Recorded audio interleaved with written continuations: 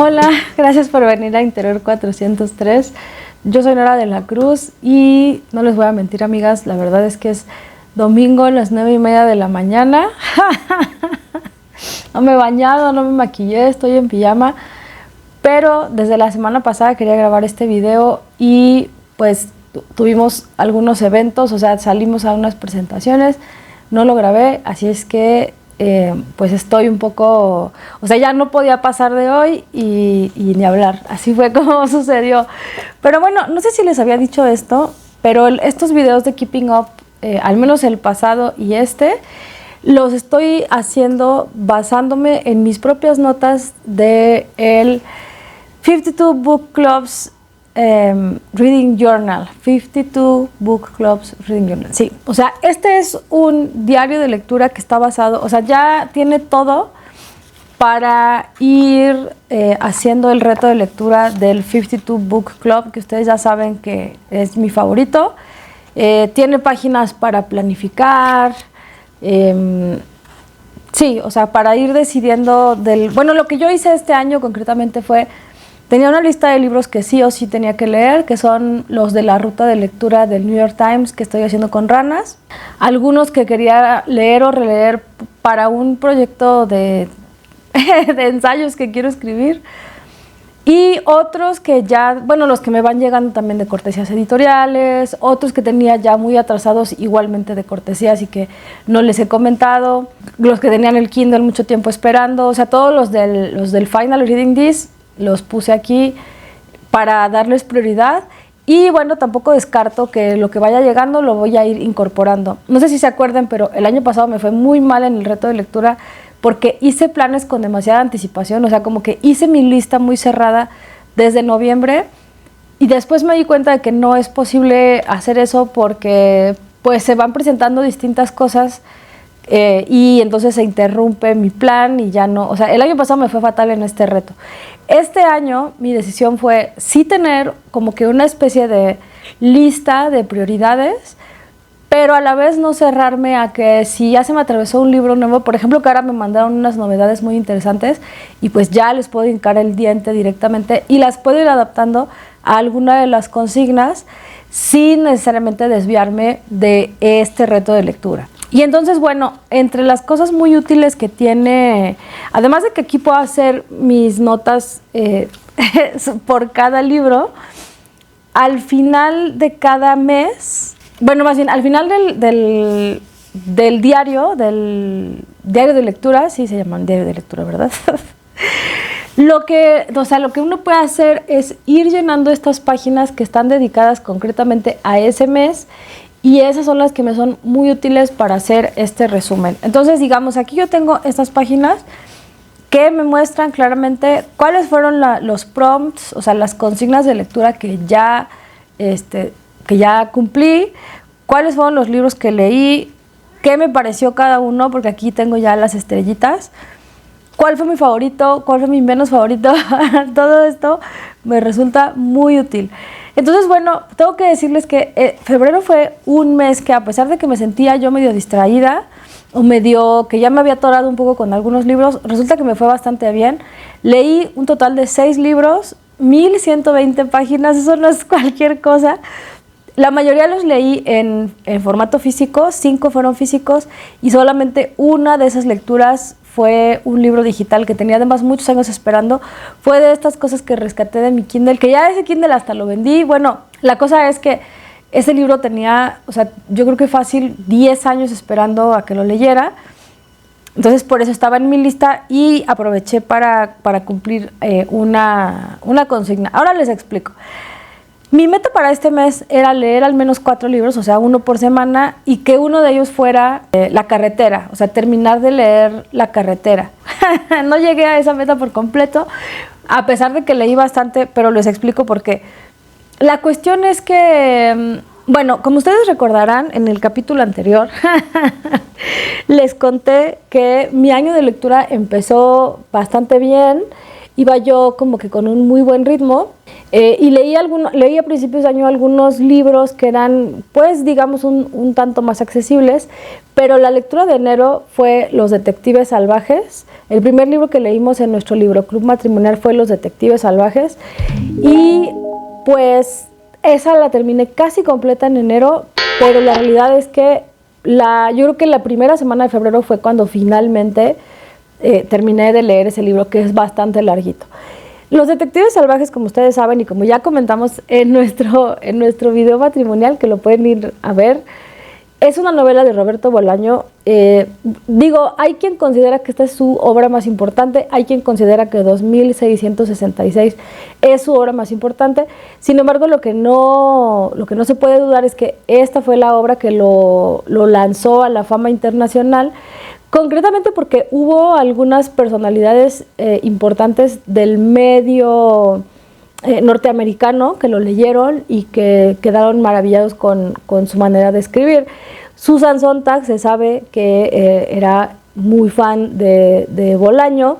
Patti Smith, pues también se sabe que lo recomienda bastante. Entonces, de alguna manera fue ganando cierta notoriedad entre los lectores norteamericanos, en el mercado norteamericano, y pues con eso, pues su fama fue, o sea, digamos que ya saben que para los gringos, cuando ellos entran, la cosa se vuelve mundial. O sea, si ellos entran a la guerra, pues la guerra ya es mundial. Si ellos juegan una liga de béisbol, pues es la serie mundial.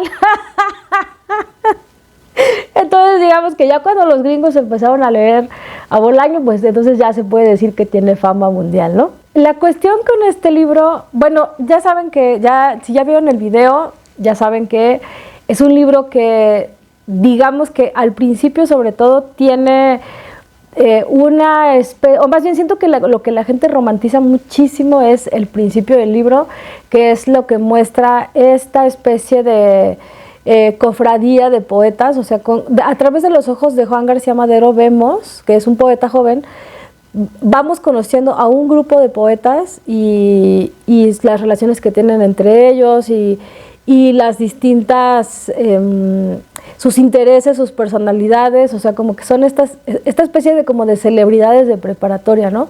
Son como que grandes promesas, son muy deslumbrantes.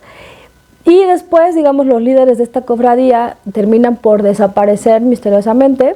Y la parte más extensa del libro, que se llama Los Detectives Salvajes, es un poco una serie de testimonios en los cuales se nos permite saber qué sucedió básicamente con todos estos poetas, pero sobre todo el foco está en los líderes, digamos, que son Arturo Belano y y Ulises Lima. Dios mío, pensé que se me iba a olvidar el nombre, perdónenme. Entonces, pues básicamente se nos cuenta qué sucedió con ellos, cuando desaparecieron, a dónde fueron, de sus distintos viajes, sobre todo por Europa, y qué fue lo que sucedió con sus vidas, no solamente con las de ellos, sino con las de todos estos poetas que los rodeaban.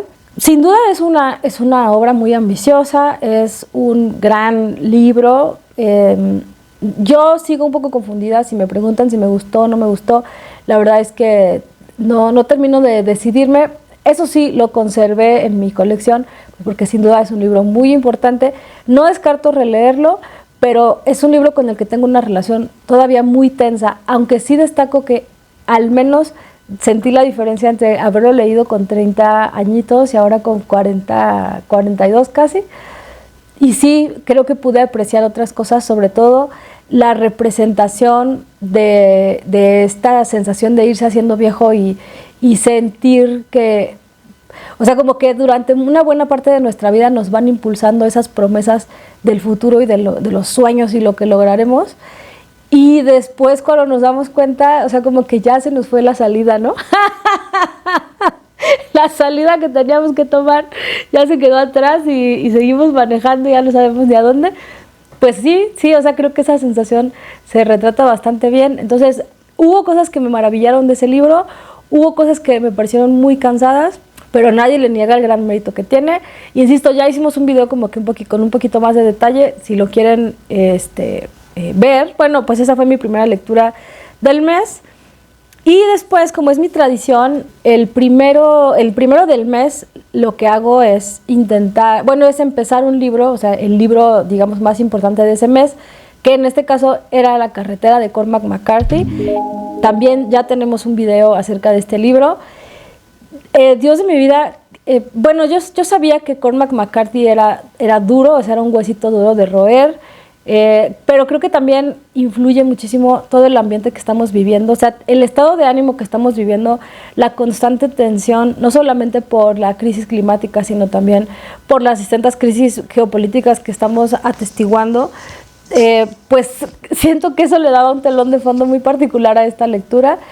La carretera, por si no lo saben, es una novela que podríamos calificar de distópica. De hecho, creo que no lo dije, pero el libro de los detectives salvajes lo utilicé para la consigna número 32, un libro que incluya una entrada de diario, pues por supuesto la primera y la tercera parte de los detectives salvajes son básicamente el diario de Juan García Madero. Y la carretera la usé para la consigna número 14, ficción climática. Digo, yo no soy experta en estos géneros relacionados con la ciencia ficción o la ficción especulativa. Ustedes lo saben, yo lo he dicho muchas veces. No es el tipo vaya, no lo desconozco. No es que diga me gusta o no me gusta, sino no lo he leído lo suficiente. Y pues sé que hay un grado de especialización, o más bien, estos géneros, pues claro, han tenido su propia historia, su propio desarrollo y tienen sus distintos géneros. Yo no tengo ese conocimiento tan detallado de qué hace que un libro pertenezca a uno o a otro de estos géneros. Sin embargo, lo que me animó a incluir La carretera en esta consigna fue que en Storygraph tú puedes ver qué libros agregan otras personas en las distintas consignas y allí me lo encontré, o sea, vi que ahí estaba y como sabía que estaba en mi lista de lectura de este año por el Club de Lectura Matrimonial, pues por eso fue que lo elegí.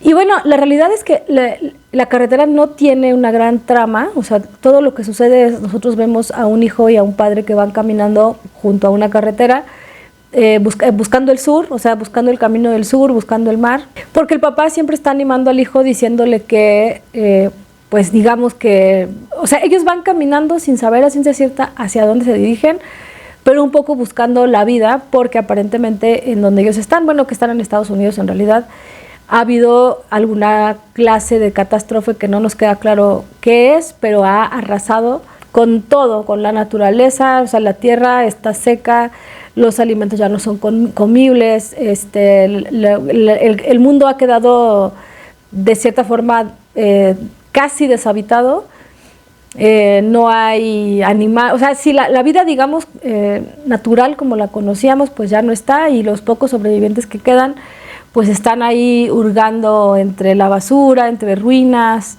intentando encontrar agua potable, intentando encontrar algo que puedan comer para ir sobreviviendo, pero digamos que los recursos son tan pocos que también vamos viendo el desgaste de este padre y este hijo. Y esta trama tan simple pues nos va planteando cuestiones muy profundas acerca de la vida, o sea, de qué es lo que hace a la vida vivible, y también pues creo que la pregunta más difícil que nos plantea es un poco de hasta dónde vale la pena la supervivencia, ¿no? Hasta dónde vale la pena aferrarse a esta supervivencia, pero sobre todo un poco de, digamos que en este escenario en el cual pareciera que ya, o sea, todo está perdido, que ya realmente la vida es más sufrimiento que cualquier otra cosa, ¿qué es lo que nos sostiene? ¿Qué es lo que hace que podamos seguir adelante? Y bueno, el autor aventura, me parece a mí que aventura una respuesta, que es la premisa en general del libro, y que aunque pareciera que este es un libro tan oscuro, pues la premisa no deja de ser, la premisa y el desenlace no dejan de ser de cierta manera esperanzadores.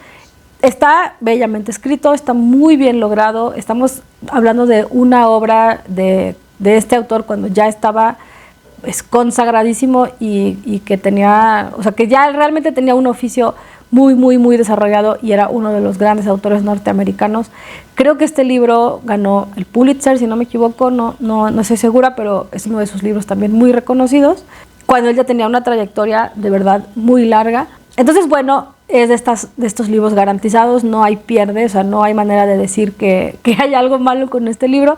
Lo que sí es cierto es que es arduo de leer, o sea, realmente uno lo sufre, a pesar de que es relativamente sencillo y es una narrativa fragmentaria, o sea, que va por trocitos muy breves, y que además cuando yo lo vi, digo, sobre todo después de venir de Los Detectives Salvajes, pues yo dije, no, hombre, pues esto me lo leo en 2 días, ¿no? No, pues error, o sea, error porque a pesar de que sea, digamos, relativamente más sencillo o aparentemente más sencillo, es tan, pues sí, tan duro lo que o te confronta de una manera así tan fuerte, que no es un libro que tú puedas así pasar la página simplemente, sino que te deja bastante conmovida, bastante tocada, ¿no? Entonces, bueno, me costó mi trabajito, pero terminé de leer La carretera de Cormac McCarthy. También ya tenemos un video en el cual lo discutimos.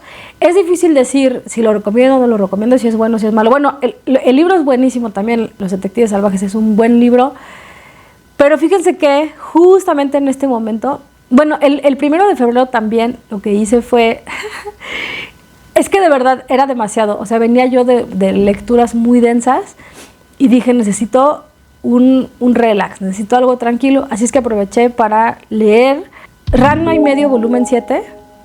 Lo hice como parte de, bueno, no sé si ustedes lo sepan, pero este reto de lectura del 52 Book Club Challenge, cada mes, además de las consignas oficiales, digamos las 52 consignas, cada mes sacan un mini reto de 3 libros adicionales que sirven, bueno, la creadora del reto dice que estos pueden servir para leer exactamente esto, ¿no? Libros ligeros, libros muy cortos, libros infantiles, que a veces como que nos da cosa poner en las consignas más grandes porque sentimos que es como trampa, pero que a la vez lo quieres leer, pues ¿dónde lo pones? Pues en estos mini retos, ¿no? Entonces son como mini retos para libros muy cortos, y justamente yo aproveché, el tema del mini reto de febrero era el año nuevo lunar, y tenía 3 consignas, entonces allí como forzando un poquito la interpretación, lo que hice fue usar Ranma y medio volumen 7 para la consigna un libro con un personaje sabio,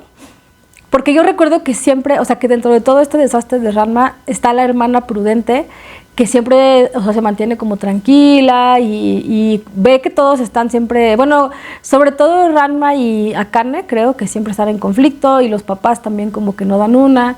Y ella siempre es como que muy tranquila, siempre es la que les dice, no, mira, piensa esto, tal. Entonces, bueno, elegí a Ranma y medio porque tenía ese manga ahí y además porque recordaba a este personaje. Pero tengo que decirles que fue una de las primeras decepciones del año. El volumen anterior, el volumen 6, sí sentí, o sea, los primeros 5 me reí como tonta con cada volumen, pero este volumen, el volumen 6 y este volumen 7, ya no me reí ni una sola vez. O sea, sí creo que ya llegué al límite de la repetición, porque Ranma siempre es un poco lo mismo. O sea, como que llega un nuevo personaje y dice, vamos a hacer un concurso de no sé qué, y entonces ellos compiten y al final Ranma siempre tiene que ganar. Y a veces los personajes nuevos son chistosos, pero no sé, como que siento que se vuelve excesivamente formulario, y ya en mi caso siento que ya esta fórmula se agotó. O sea, cuando lo empecé a leer me entusiasmé mucho, o sea, del 1 al 5 me la pasé bombatronics, pero ya sí recuerdo claramente que el 6 y el 7, bueno, el 7 particularmente sí ya le di 1 estrella, de hecho lo puse como mi libro menos favorito del mes, porque ya realmente o sea, doné el manga porque dije, no, este ya no lo voy a leer. Creo que el 6 y el 7 los doné porque dije, pues no, esto no. Pero estoy segura de que si alguien no ha leído ninguno y lee el 6 y el 7, quizá pues los va a disfrutar, porque lo que me pasó a mí fue concretamente que ya venía cansada. O sea, ya venía cansada de la misma fórmula todos los episodios anteriores, pues ya, esto ya no funcionaba para mí, ¿no? Inmediatamente después cometí un error táctico. Lo que yo pretendía hacer era leer solo un poco aquí. Empecé solo un poco aquí a mediados de febrero. No vamos a comentar ese libro porque muy rápidamente me di cuenta es que quizá venía de Los Detectives Salvajes y luego venía de La carretera, y me di cuenta de que este libro también iba a ser un poquito denso y no pude. O sea, avancé las primeras páginas, pero dije no, siento que todavía estoy un poco desgastada, necesito algo más ligero. Y recordé que en mi Kindle tenía El Descontento, un libro de una novela relativamente breve, creo que tiene 200 páginas. Es una novela de Beatriz Serrano que me habían recomendado desde el año pasado y que sí, o sea, tomé en cuenta la recomendación, conseguí el libro, lo dejé ahí guardado. Cuando fui a la FIL de Guadalajara vi que estaba el libro físico y estuve, o sea, no quería cargar tantísimo libro, consideré, o sea, me hizo unos ojitos increíbles, o sea, consideré comprarlo, pero dije, no, ¿para qué lo compro si seguramente va a estar? O sea, lo puedo conseguir después en librería y luego recordé que lo tenía en el Kindle, lo que sea. La cuestión es que tenía mucho tiempo, o sea, como que con ese libro en mi radar y de pronto dije, bueno, tal vez este es el momento para desconectar, o sea, para leer algo que sea como que completamente diferente a lo que vengo leyendo y quizá eso sea muy refrescante. Fue una súper idea y además este libro, de verdad, contrario a Ranma, creo que lo puse en mi lista como mi mejor lectura del mes de febrero. Me lo bebí en 2 días, o sea, yo creo que sí recuerdo claramente un día, no sé si fue un sábado o algo así, pero que estuve así todo el día pegada al Kindle porque no quería, o sea, porque ya me lo quería terminar. El Descontento de Beatriz Serrano es una novela en la cual seguimos a una protagonista que se llama Marisa y Marisa pues aparentemente estudió Historia del Arte, si no me equivoco. Sin embargo, desde que era muy joven tuvo una oportunidad laboral de ser como que becaria en una cuestión de mercadotecnia, en una agencia de marketing. Y bueno, pues, o sea, dice que ella entró ahí porque estaba de moda los equipos interdisciplinarios y aunque ella no tenía formación en marketing, pues entró y después, pues como que se fue acomodando y luego la fueron ascendiendo y pues ella sí consideraba que se había desviado un poco de su carrera, pero a la vez decía, bueno, yo tengo trabajo y veía alrededor, esto sucede en España, veía alrededor pues que había mucha gente preocupada por el paro y lo demás. Y entonces ella decía, bueno, pues esto no es lo que yo estudié, pero pues tengo trabajo, así es que pues no me queda otra que quedarme. Y pues un poco como que sin darse cuenta, ella ya pasó muchos años en este trabajo que realmente no tiene que ver con su formación, con lo que a ella le gusta. De hecho, una de sus escapadas de la oficina es ir al Museo del Prado, que yo estoy, o sea, me identifiqué muchísimo con eso porque sí siento que escaparte a la Cineteca, por ejemplo, y ver una película y desconectarte, sí creo que pueda tener esos efectos. En fin, la cuestión es que es una mujer que, como, o sea, circunstancialmente empezó en un trabajo, han pasado los años, sigue ahí y de repente se da cuenta de lo exhausta, o sea, de lo cansada, harta que está y de cómo ese trabajo pues ya la abruma, le molesta, o sea, se siente completamente harta, fastidiada, fuera de lugar, o sea, no le encuentra el sentido a ese trabajo, le parece cada vez más ridículo. Y uno diría, bueno, esta es como una novela de Dostoyevsky, ¿no? Del sinsentido de la vida, de una depresión así horrorosa.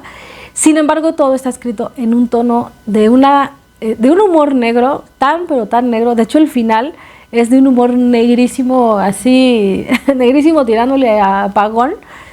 Es un sentido del humor muy negro, pero eso le permite a la autora, por una parte, que la novela sea ligerísima, muy fácil de leer, pero por otra le permite también plantear unas críticas así despiadadas, pero que no se sienten como que tan cerebrales, ¿no? Y las críticas pueden ser no solamente acerca de las oficinas, o sea, la vida en las oficinas, la vida godín, ¿no?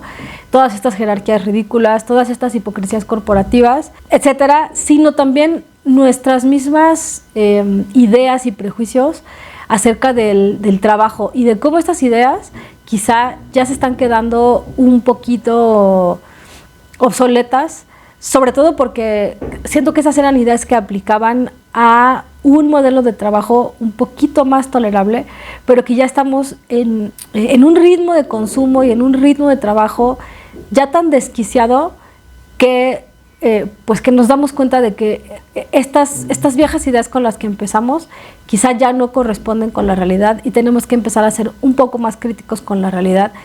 Yo me la pasé bomba, de verdad, como hacía tiempo que no me la pasaba con un libro, y sobre todo celebro muchísimo que todavía podamos encontrar libros que desde el principio su afán sea ser divertidos, o sea, que no le tengan miedo al humor. Creo que hay muchísimo miedo a escribir con humor. En gran parte porque es difícil, porque no es algo que se pueda falsificar, ¿no? Tan sencillo, o sea, si no tienes ese instinto, o sea, esa mirada, si no la tienes más trabajada en tu ser, es difícil que de la noche a la mañana te la quieras formar. Entonces se necesita un cierto pulso para escribir humor, pero además de eso siento que muchas veces los autores, las autoras tienen miedo, y bueno, es una primera novela, a veces hay miedo de que nunca te tomen en serio si te lanzas a la publicación con una novela humorística desde el principio. Esta es una buena muestra de que se puede lograr. Digo, ahora tengo muchísima curiosidad por leer su segundo libro, Fuego en la Garganta, que creo que quedó finalista del Premio Planeta. Me da muchísima curiosidad, no sé si haya continuado por este mismo lado del humor, pero de verdad que sí tengo mucho entusiasmo. Me quedé fascinada con este libro. No es que les diga que es una obra de arte al nivel del Quijote, pero es que tampoco pretende serlo. Pero lo que sí creo es que es un libro refrescante de leer, o sea que ya creo que también hemos caído como que en una especie de homogeneidad de tono en el que todo es gravísimo, todo es solemne, y que sí, entiendo que las crisis que estamos viviendo no son para menos, pero de verdad cuando te encuentras un libro que se atreve a escribir en otro tono, se vuelve muy refrescante. Yo lo disfruté muchísimo, me morí de la envidia de que ese libro fuera tan divertido. Dije, ay, ojalá yo escribiera un libro tan divertido. Pero bueno, me encantó, la verdad lo recomiendo. Si no está en su radar, si no lo han leído, si no conocen a la autora, y sobre todo, si se lo quieren pasar bien, sobre todo este es un gran libro, creo que me ayudó muchísimo para no atorarme, o sea, después de leer libros tan densos, que son buenos también, ¿no? O sea, no es que uno sea mejor que otro, pero digamos, en la vida se necesita cierta variedad, en nuestros estados de ánimo se necesita cierta variedad, y creo que fue un gran acierto tomar esta especie de desviación.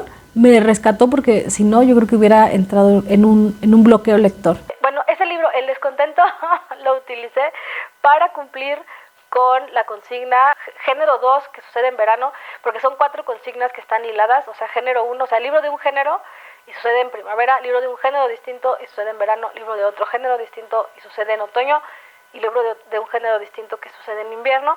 Y bueno, esa es la consigna número 7, es el género número 2, o sea que en este caso yo diría como novela humorística que sucede en verano, pues para eso usé El Descontento.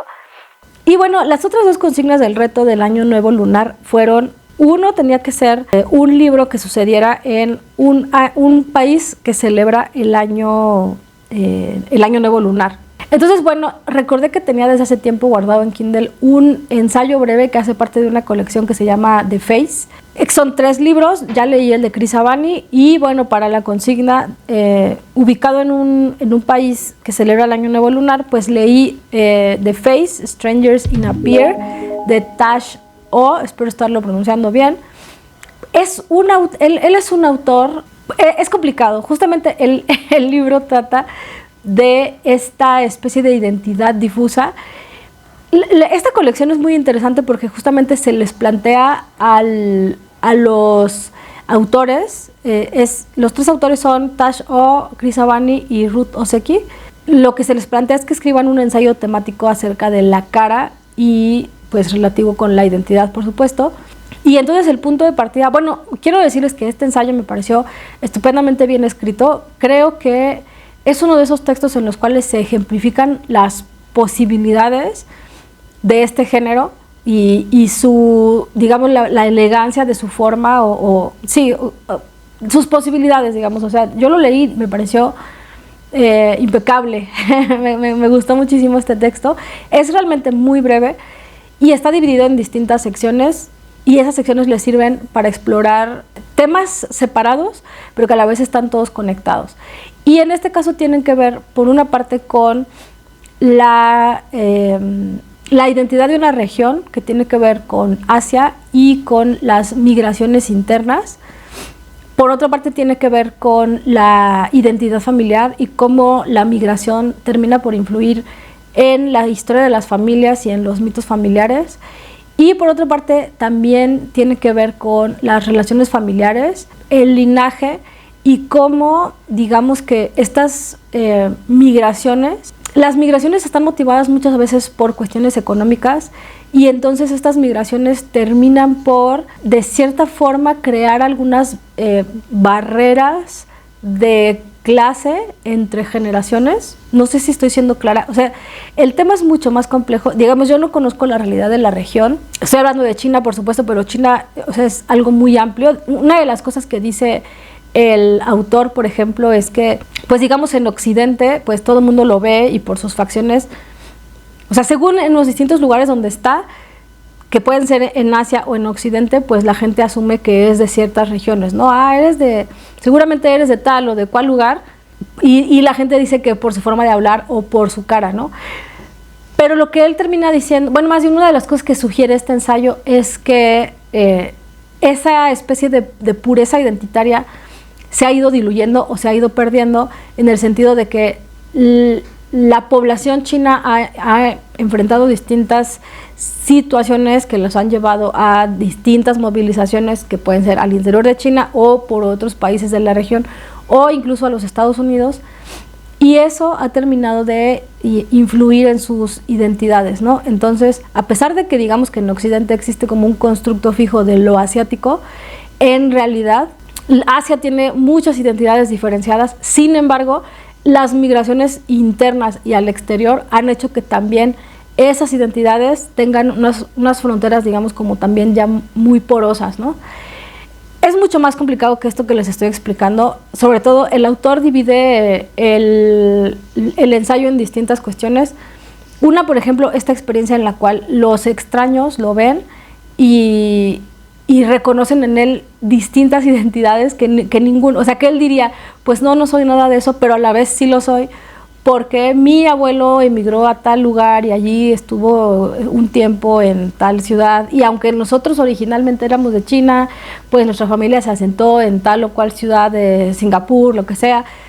Y bueno, también habla un poco de cómo, sobre todo en las generaciones más recientes, se ha vuelto una aspiración ir a estudiar a Estados Unidos, ¿no? Y emigrar a los Estados Unidos y todo lo demás, o sea, estudiar en una de estas universidades muy prestigiosas, y cómo esto pues hace que, o sea, digamos, las generaciones anteriores son quienes promueven esto, ¿no? De la migración y sí, como que ellos entienden este movimiento como algo muy natural, pero a la vez eso va creando diferencias en la experiencia de vida, incluso en la clase social entre generaciones, ¿no?